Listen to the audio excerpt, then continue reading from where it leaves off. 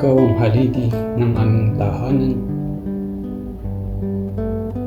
Ito ang palaging naririnig sa sinuman. Isang katangian sa iyo lang ibinigay, mga salitang nagsasabi ng papel mo sa buhay.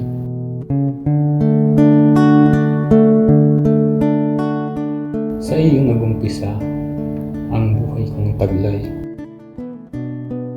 kaya ako'y nailabas ng mahal kong nanay. Nang dahil sa pag-ibig mo, kaya ako ay nabuhay. Lumakit nagkaisip na ikaw ang sandigan sa aking pagdating sa mundong ibabaw.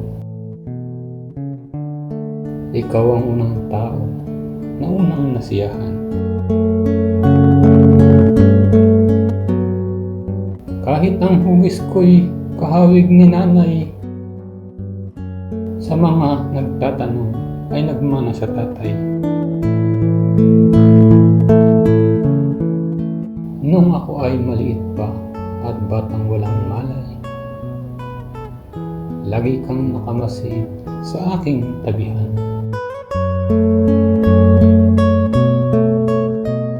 Karamay na inay sa lahat ng bagay, ang mga kailangan namin, ikaw ang nagbibigay. Sa munting isip ko'y lagi kang idolo. Sa mga pangaral mo'y namulat ang isip ko. Lahat ng ginagawa'y ginagaya sa iyo. 10 ng mithiin at pangarap sa mundo. Ikaw ang kalaro at aking kaaway sa lahat ng laruan na aking magustuhan. Inoobserbahan ko ang iyong paraan, kung paano mo ginagawa ang maraming bagay. Sa iyong pag-alis at di maiwasang paglisa, dahil sa trabaho mo na sa iyo'y naghihintay. Lagi kang hinahanap at sa aking isipan, kailan ka magbabalik upang muli akong hagkan. Nang sapitin ko ang paglaki, nakita ko ang sakripisyo, ang bawat paghihirap at tiniis ng loob mo. Ang kumita ng pera ay hindi gawang biro,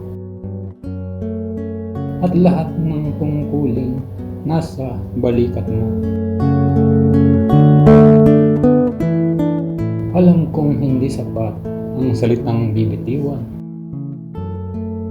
upang kahit paano ay ibalik ang iyong mga naibigay.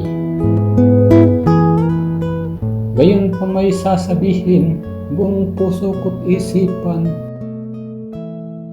salamat po ng marami sa iyo, Ama ng tahanan.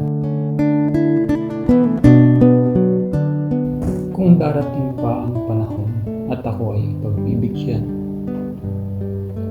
lahat ng sugat mo'y pagagalingin ng lubusan. Sa isip at sa puso mo, ano man ang nariyan, gusto ko ay hilungin at bigyan ng kasiyahan. Kung ano ang nangyari at meron ngayon sa aking buhay, yaon ay dahil sa iyo, sa lahat mong inialay. Ang paghangat pagdakila sa lahat mong kabutihan, tataglayin ko ng taimtim at babaunin habang buhay.